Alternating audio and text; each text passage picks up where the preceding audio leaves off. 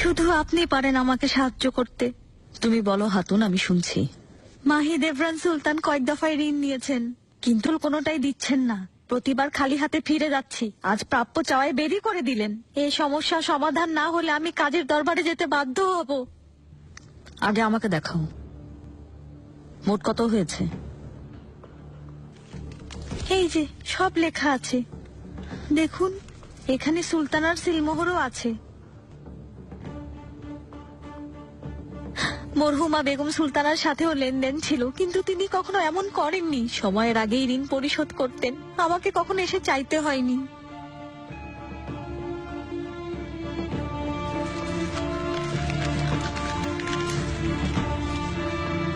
এটা নাও, যাও, আমি দেখছি কিভাবে সমাধান করা যায়। কিন্তু গুলফাম সুলতান। চিন্তা করো না, তোমার প্রাপ্য তুমি পাবে। এর পরিণতি কত পারে জানো নিশ্চয়ই। হেতিজা সুলতান তো প্রথমে তালাক নেবেন, তারপর তোমাকে পদচ্যুত করা হবে। এরপর সব ধন সম্পদ জব্দ, একেবারে ধূলিসাৎ হয়ে যাবে পাশা। হুররাম সুলতান, এতটা আত্মবিশ্বাসী হতে যাবেন না। হেতিজা সুলতান আর আমার মাঝে কেউ আসতে পারবে না, এত দুঃসাহস কারো হবে না। নিগার কালফা তো এসেছে, এমনকি তার গর্ভে তোমার সন্তান। জাহাপনা শুনলে একটু পাবেন। জানো তো, হেতিজা সুলতানকে খুব ভালোবাসেন।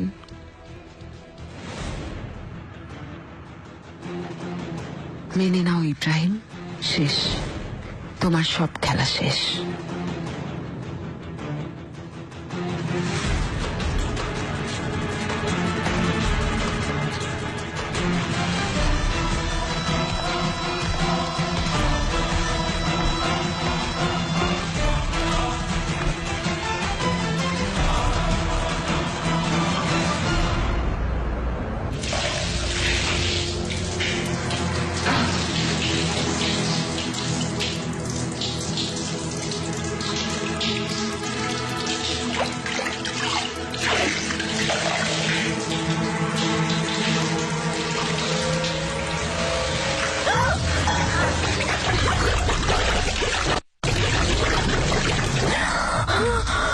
তোকে আমার হাত থেকে কেউ বাঁচাতে পারবে না।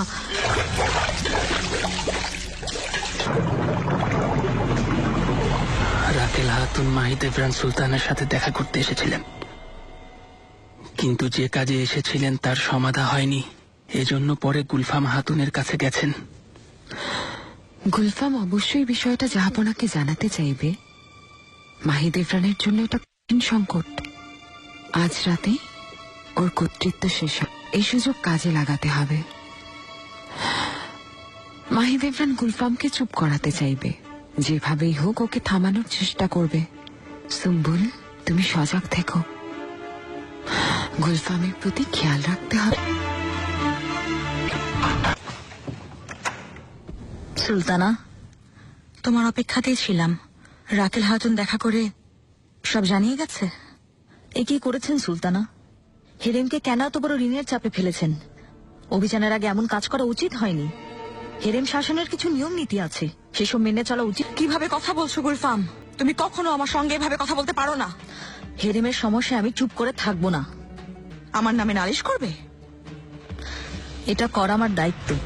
জাহাপনাকে হিসাব বুঝিয়ে দিতে আমি বাধ্য। আমি না দেখার ভান করলে আমার অপরাধ হবে। তুমি কি আমাকে হুমকি দিচ্ছ? আমি আপনার ক্ষতি চাইলে আগেই বলে দিতাম। এখন এর সমাধান করুন সুলতানা, না হলে আমি জাহাপনার কাছে যাব।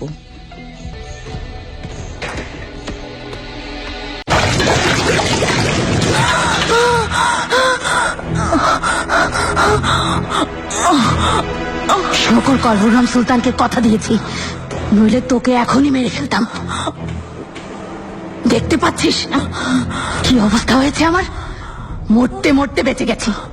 কেন এসেছি জানিস? যারা আমার এই অবস্থার জন্য দায়ী তাদের ওপর প্রতিশোধ নিব আমি। তোকে, তানকে, মাহি দেবরান সুলতানকে, ইব্রাহিম পাশাকে, নিগারকে শাস্তি পেতেই হবে। হুররাম সুলতান এদের কাউকে এড়ে দিবেন না।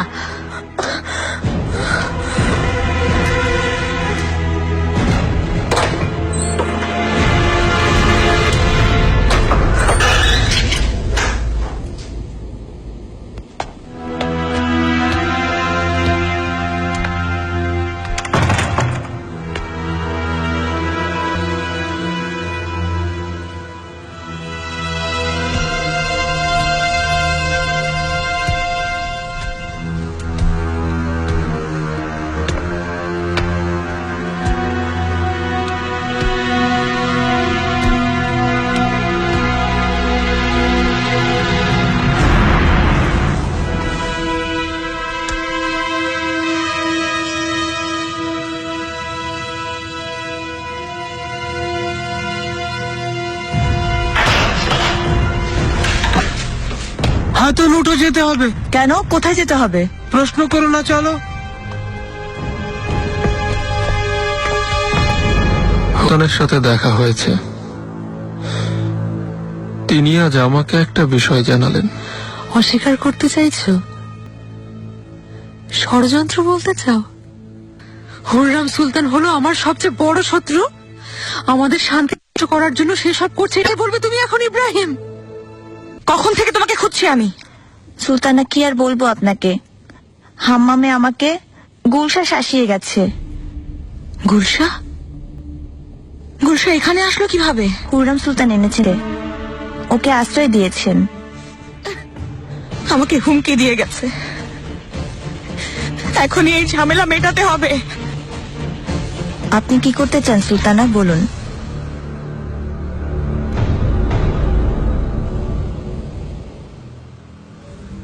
ভুল স্বীকার করে এখন মহৎ সাজতে নিয়ে যাও হাতুনকে, বন্দি করো।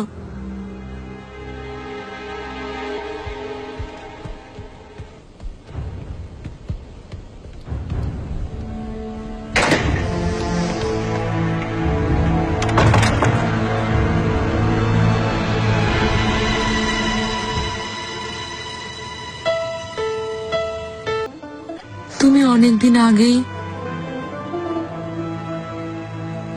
দূরে সরে গেছো।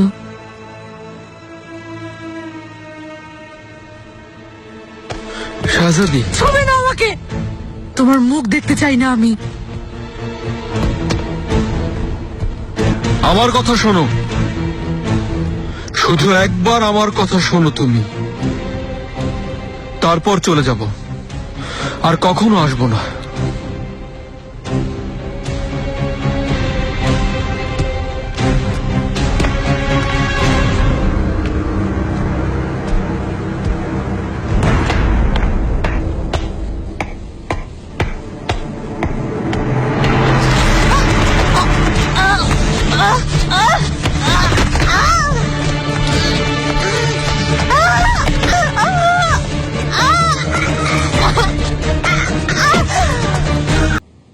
শিখো, আগের মতো ভুল করা চলবে না। আপনার কাছে কৃতজ্ঞ সুলতানা, আদেশ অমান্য করব না।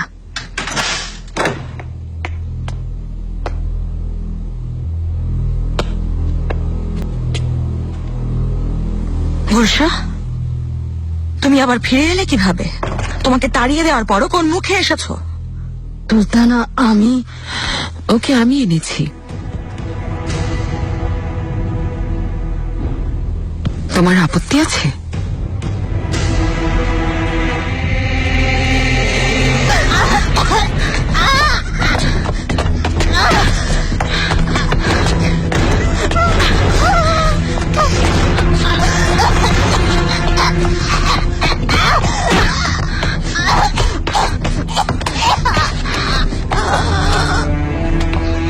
তুমি কোন সাহসে মাহিদেবান সুলতানকে হুমকি দিয়ে ওনার বিরোধিতা করলে পরিণতি শুধু একটাই, মৃত্যু। কি হচ্ছে ওখানে?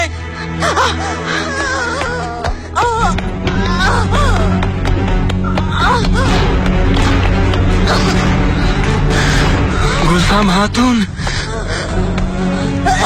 হায় আল্লাহ। আগা, তোমরা কে আছো এখানে? তাড়াতাড়ি আসো। সাবধানে, আস্তে তোলো। যাও, হেকিম ডেকে আনো। দৌড়ে যাও, দৌড়াও। এই সিদ্ধান্ত তুমি হুররাম? আমাকে বাধা দিতে চাও? সেই ক্ষমতা তোমার নেই। গুলশা অন্যায় করে বহিষ্কৃত হয়েছে, আমার অনুমতি ছাড়া ফিরতে পারে না ও। এখনই চলে যেতে হবে, যেতে হবে। মাহিদেবরান কামরা থেকে বের হও, আর কখনো অনুমতি ছাড়া এখানে আসবে না। হুররাম, যার কাছে খুশি গিয়ে অভিযোগ করো। গুলশা এখানে আমার দাসবে। তুমিও শুনে রাখো হুররাম, জাহাপনার সামনে জবাব দিতে হবে।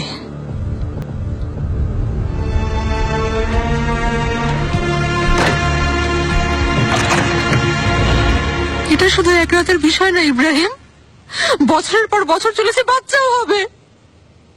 সম্পর্ক আগেই শেষ, আর বাচ্চার কথা আমার কাছে সে গোপন করেছিল। খুব ভালো করেছে, তবে তোমার আসল চেহারা দেখতে পেতাম কিভাবে? কিভাবে কষ্ট হচ্ছে ইব্রাহিম। আমাকে তুমি এমন রূপ দেখিয়েছো যা চেষ্টা করে পারবো না।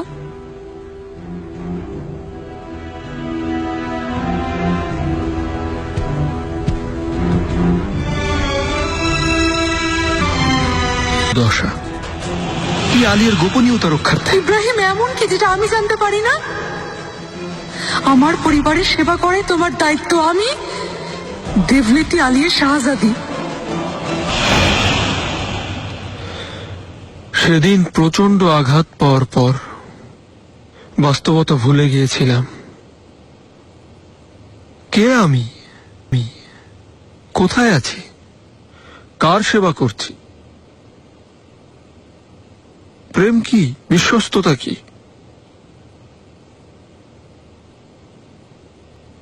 তবুও চেয়েছিলাম, কিন্তু চাইলেই ভোলা যায় না। তার মানে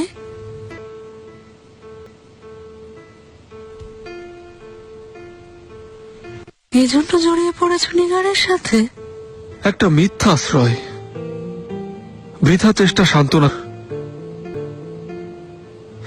ধীরে ধীরে মিথ্যা মায়াজালে জড়িয়ে পড়েছিলাম।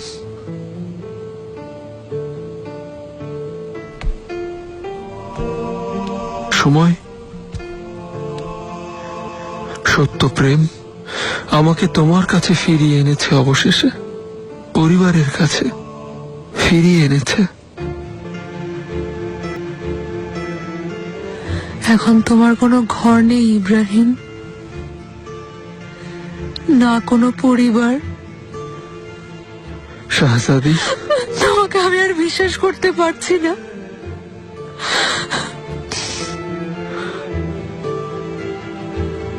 এখনই বললে পাস ভুলে গিয়েছিলে, আমাকে ভুলে গিয়েছিলে। এতগুলো বছর আমার চোখে চোখ রেখে গেছো। সুম্বুলাগা এসে পড়ায় আমি প্রাণে বেঁচে গেছি।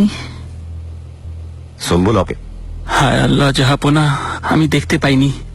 আমি আশায় পালিয়েছি অসভ্যটা। গুলফাম হাতুনের অবস্থা ভালো না দেখে ওনাকে তুলতে গিয়ে পিছু নিতে পারিনি। তোমার সাথে কে শত্রুতা করবে? কাউকে সন্দেহ হয়? মাহিদ ইব্রাহিম সুলতানকে হুমকি দিয়ে এসেছিলে। মাহিদ এভরানের এই ঘটনার সঙ্গে কি সম্পর্ক?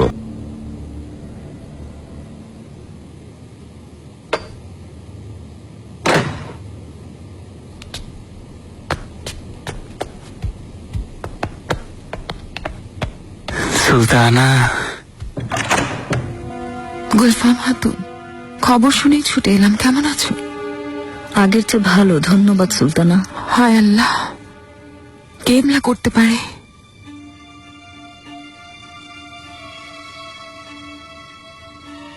কে হামলা করেছিল সে কথা এখনো জানা যায়নি। তবে ওনাকে হামলার সময় ওই দাসীটা একটা কথাই বলেছে। কি বলেছে?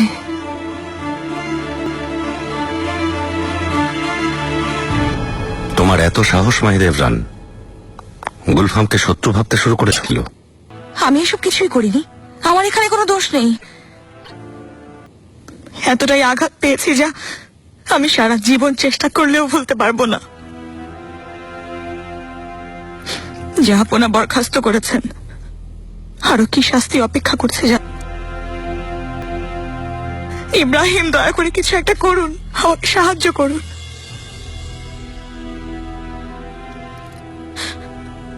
ইব্রাহিম, শুনতে পাচ্ছেন? তবে আর কিছু শুনতে চাই না। আপনার কর্মের ফল আপনাকেই ভুগতে। আপনাকে সাহায্য করতে করতে আমি এখন পুরোপুরি ক্লান্ত।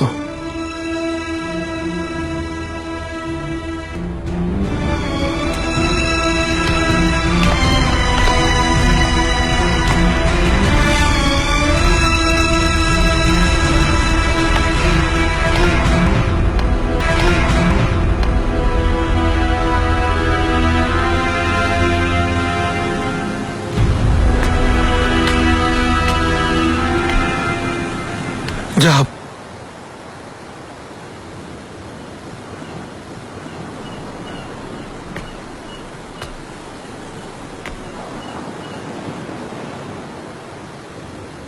একটু আগে মাহিদেবরান সুলতানের সাথে দেখা হয়েছে। শুনেছ কি করেছে?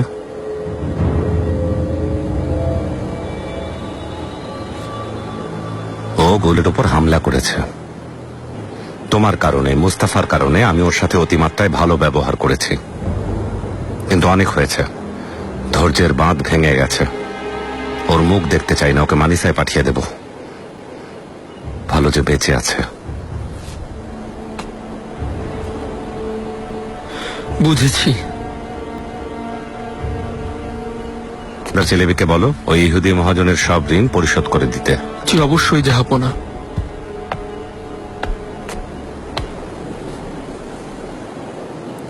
তুমি কেন এসেছিলে? কিছু বিষয়ে আলোচনা করতে। জানেন তো অভিযান শুরু হবে। তুমি কি অন্য কোনো বিষয় নিয়ে খুব চিন্তিত? কোনো সমস্যা থাকলে বলো। আমি সুলতানের জন্য শুধু আজকের কথা বলছি না, কয়েকদিন ধরেই খেয়াল করছি তুমি আমার সামনে দাঁড়িয়ে আছো ঠিকই, কিন্তু তো অন্য কোথাও পড়ে আছে। মাফ করবেন জাহাপনা।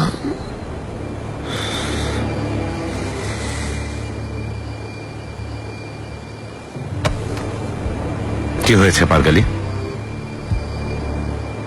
এলোমেলো বিভ্রান্তের মতো মনে হচ্ছে তুমি কোনো অন্ধকার জঙ্গলে পথ হারো। নিজের সাথে এই হেয়ালিপনা বন্ধ করো। নিজের আত্মাকে মুক্ত করে দাও, নিজেই মুক্তি নেবে।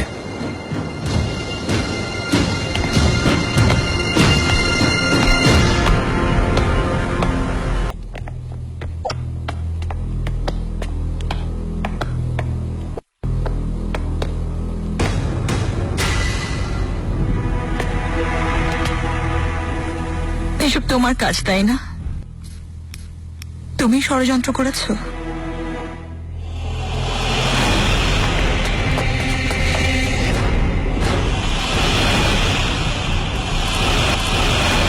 অস্বীকার করব না, হ্যাঁ আমি করেছি। তোমাকে এখন বাঁচানোর কেউ নেই, তোমার সব ক্ষমতা শেষ। তোমাকে অভিনন্দন, এবার সফল জাহাপনা বরখাস্ত করেছেন, এখানে থাকতে দিবেন না। মাহিদেবরান দোষারোপ করো না। আগেই সতর্ক করেছিলাম, সম্মা বলেছিলাম, তখন কথা শোনোনি। যাই হোক, দেরিতে হলেও শেষ পর্যন্ত যাচ্ছ। কদিন পর মানিসা গিয়ে নিজের ছেলেকে নিয়ে সুখে শান্তিতে দিন কাটাবে। তুমি কি করবে? হেরেম শাসনের আশায় আছো? ইব্রাহিম পাশা তার অনুমোদন দিবেন ভেবেছ? ইব্রাহিম পাশা অনুমোদন দেওয়ার কে? তাছাড়া নিজেই তো বিপদে আছেন। শীঘ্রই জেনে যাবে।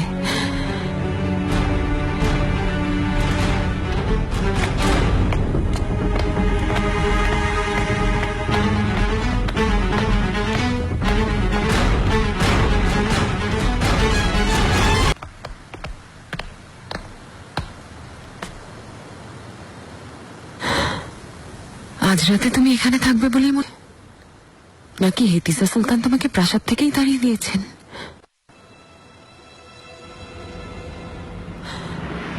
বহু বছর আগে এখানে দাঁড়িয়ে তার কথা মনে আছে? আমি কি বলেছিলাম? তোমাকে এই উঁচু স্থান থেকে এমন ভাবে নিচে নামাবো পাশা, কাউকে আর মুখ দেখাতে পারবে না তুমি। আর তুমি বলেছিলে ছোট মুখে বড় কথা বলো না। তুমি আমার যোগ্যতার প্রশংসা করবে, তাই না? আপনি আসলেই প্রশংসার দাবিদার। তবে মনে রাখবেন আমি এখন হার মানিনি। মেনে নাও ইব্রাহিম, এই যুদ্ধে আমি জয়ী। সবার আগে আমি একজন যোদ্ধা, আর আমরা যোদ্ধারা একটা কথা বিশ্বাস করি, যতক্ষণ আমাদের হাতে তলোয়ার থাকবে ততক্ষণ পরাজ না। যদি আমি আপনার জায়গায় হতাম এখনই উল্লাস করতাম না। তোমার ভরাডুবি হয়েছে, বাঁচার জন্য সে হাত পা ছুড়বে, আরো তলিয়ে যাবে। আর আমার জায়গায় থাকা তো অসম্ভব, কারণ কোনো অবস্থাতেই এই সত্যকে তুমি পারবে না পাশা। আমি স্বাধীন সম্রাজ্ঞী আর তুমি দাস।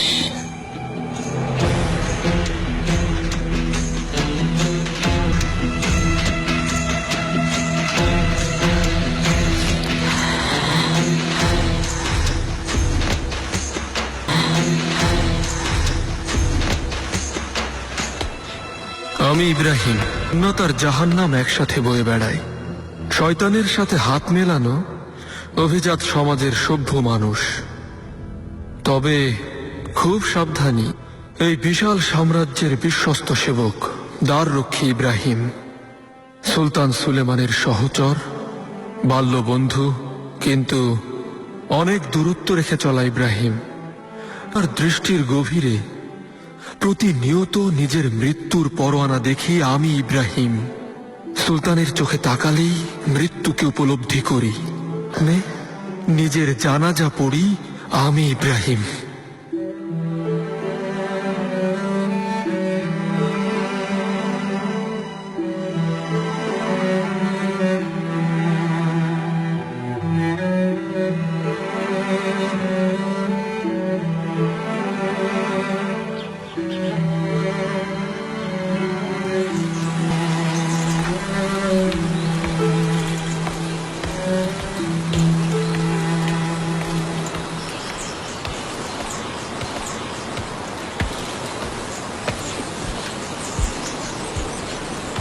হেতিজা, ওঠো, ভেতরে চলো, ভালো লাগবে। এই কষ্ট কি করে সইব আপা? ইব্রাহিমকে ছাড়া আমি বাঁচবো কিভাবে?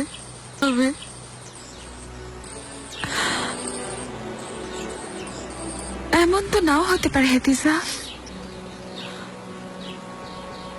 হয়তো আবার থাকবে। মনে হচ্ছে পাশা অপরাধের জন্য অনুতপ্ত। তাকে সময় দাও, ফিরে আসবে, এসে ক্ষমা চাইবে। এই কষ্ট কেটে যাবে, আমি বলছি, দেখে নিও। আগের মতো জীবন হবে তোমার। সত্যি সুখী হব? কেন হবে না? তুমি সিদ্ধান্ত নাও, ঠান্ডা মাথায় ভেবে দেখো, এরপর দুজনে কথা বলে ঝামেলা মিটিয়ে ফেলো।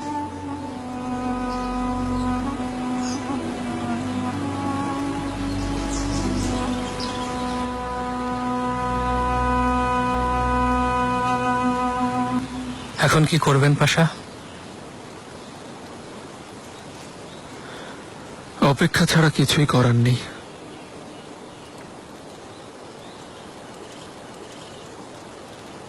হেতিজা সুলতান আপনাকে অনেক ভালোবাসেন, জানেন তো। এখন আপনার উপর অভিমান করলেও পরে ঠিকই ক্ষমা করবেন, ভুলে যাবেন। কিন্তু হুররাম সুলতান এই সুযোগ ছাড়বেন না,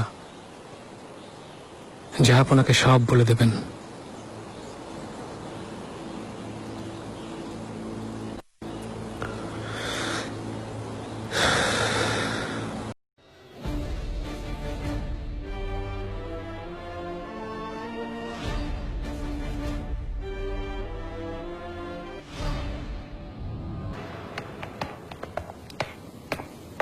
মেয়েরা দ্রুত হাত চালাও, এখনো অনেক কাজ বাকি।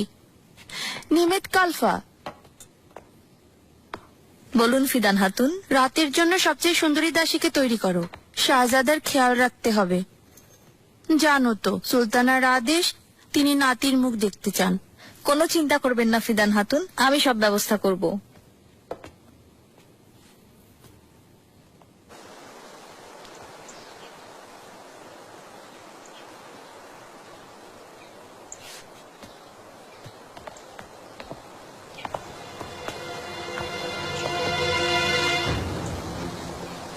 মহামান্য শাহজাদা, বহুদিন ধরে আপনার অপেক্ষায় আছি।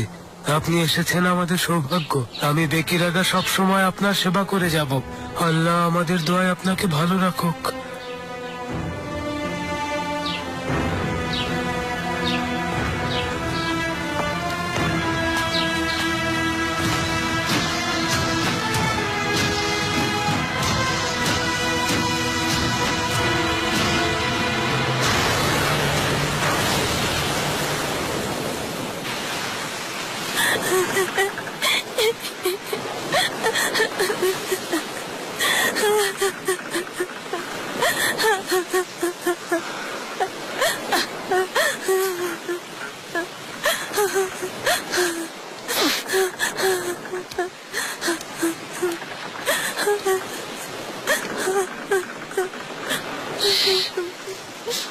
ভয় নেই, কাঁদবে না, তোমার কোনো ক্ষতি হবে না। কি বলছো?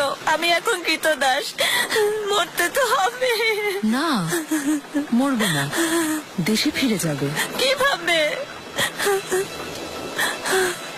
নাম কি? সিলভিয়া। সিলভিয়া।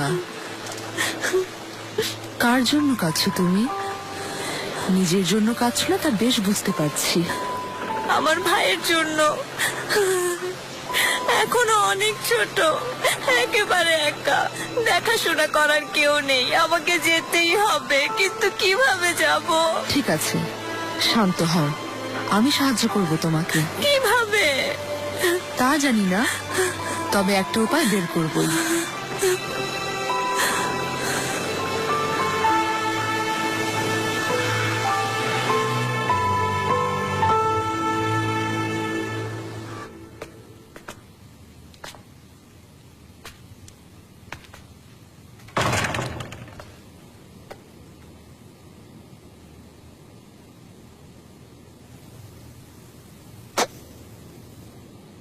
বাচ্চাদের শুইয়ে দাও।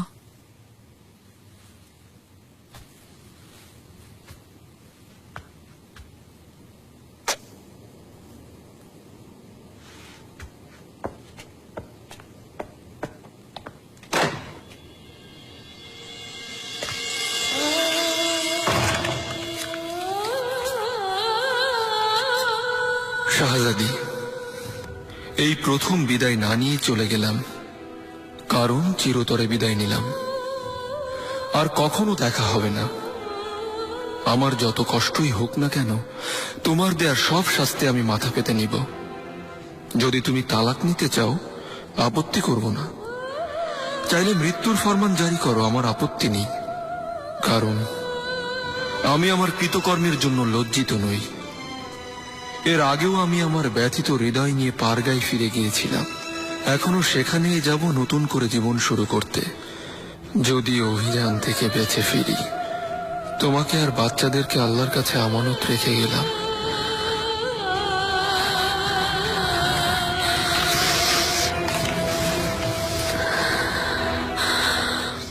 ডিয়ারবাকির থেকে হালেব যাব আমরা। ওখানে উলেমা পাশা আর অন্য বেরা একত্রিত হবেন। পুরো সৈন্যবাহিনী নিয়ে একসাথে বাগদাদের দিকে যাব। ওই তামাস নামের আহাম্মক এবং তার সাথে থাকা সহযোগীরা আমাদের বিশাল সৈন্যবাহিনীর কাছে আত্মসমর্পণ করতে বাধ্য হবে। কোনো সন্দেহ নেই পাশা, কিন্তু তামাস কোথায় তো এখনো জানা যায়নি। তাহলে সামনে আনার জন্য যা প্রয়োজন তা করতে হবে পাশা। যদি না আসে, তাহলে সাফেভি বংশের এই কাপুরুষতার গল্প পৃথিবীর ইতিহাসে একটা উদাহরণ হয়ে থাকবে।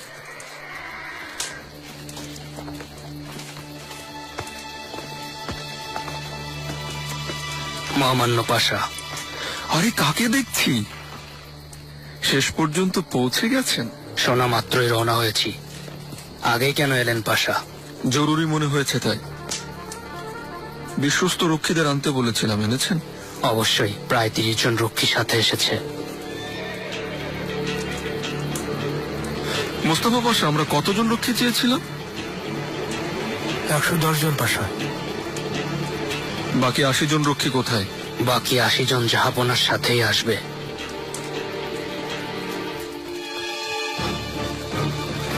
ইস্কান্দার চেলেবি, আদেশ অমান্য করা অনেক বড় অপরাধ, বিশেষ করে যুদ্ধের সময়। তা হবে কেন পাশা? আমি শুধু বেরিয়ে যান। এরপর থেকে অনুমতি ছাড়া আসবেন না।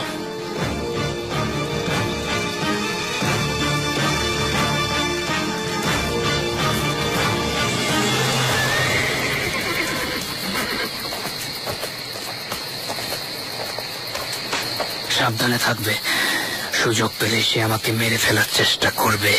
নিশ্চিন্ত থাকুন মোহাম্মদ মেহফেন্দি, নিরাপত্তার ব্যবস্থা আছে। ইব্রাহিম পাশার নিরাপত্তার জন্য ব্যবস্থা করে ফেলো। জানো তো, দীর্ঘ পথ, যদি কোনো বিপদে পড়েন। বুঝেছি।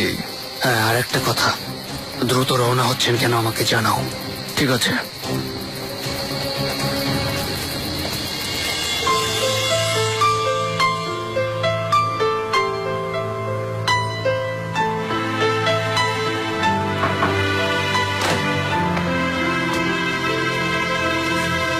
শাহজাদি, একা থাকতে চাই। মাহিদ ইবরান সুলতান এসেছেন। আসতে দাও।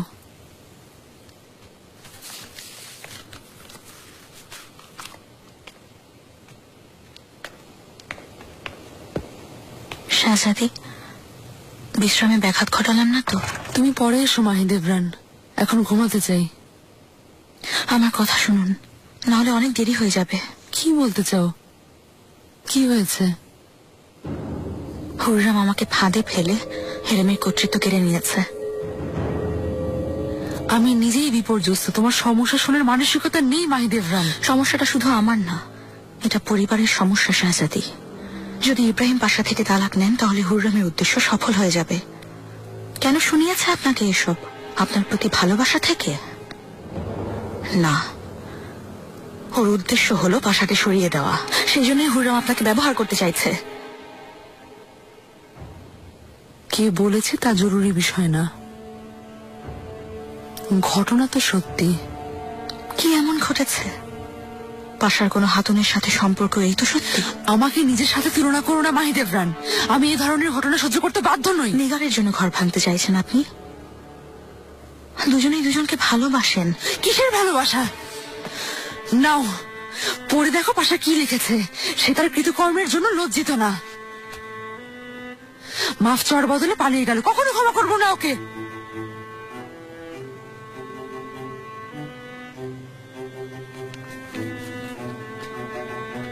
আপনাকে ক্ষমা করতে বলছি না, তিনি অবশ্যই শাস্তি পাবেন। চাইলে আপনার মতো সুন্দরী স্ত্রীর কাছ থেকে দূরে সরিয়ে দিন। তাই বলে তালাক না, এতে শুধু হুররামেরই সুবিধা হবে। এই বুদ্ধি যদি আগে কাজে লাগাতে, হুররাম তাহলে ক্ষমতা পেত না। শাহজাদি, যথেষ্ট মাহিদ ইবরান, তুমি যেতে পারো।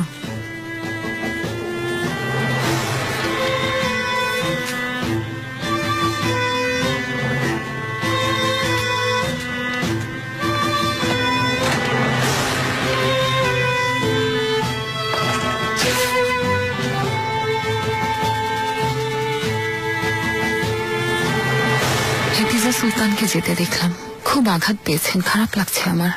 ওকে একা ছিল না হুররাম। নিশ্চিন্ত থাকুন, আমি খেয়াল রাখবো। কিছুতেই বুঝতে পারছি না ইব্রাহিম পাশা কিভাবে ধোকা দিলেন শাহজাদিকে, তাও আবার নিগারের জন্য। সুলেমান কেন অপেক্ষা করছেন? পাশা তার অপরাধের শাস্তি কখন পাবেন? অভিযানের পর শাস্তি দেবেন? সমস্যাটা হেতিজা আর ইব্রাহিমের, তাই সিদ্ধান্ত হেতিজা নেবে। যতদূর জানি তিনি তালাক চান। আমি চাই সে আরেকটু ভাবুক। যদি ক্ষমা করে দেন তাহলে ভুলে যাবেন এই প্রতারণার কথা। যে শাহজাদিকে ধোকা দেয় সে তো আপনাকেও ধোকা দিতে পারে, তাই না? হুররাম, এত বছর ধরে লুকিয়ে অপরাধ করেছেন, আপনি ওনাকে ভাইয়ের মতো দেখেছেন। যে ক্ষমতা কাউকে দেননি সেই ক্ষমতা তাকে দিয়েছেন, আর তিনি আপনার অগোচরে এত কিছু করলেন, মেনে নেবেন?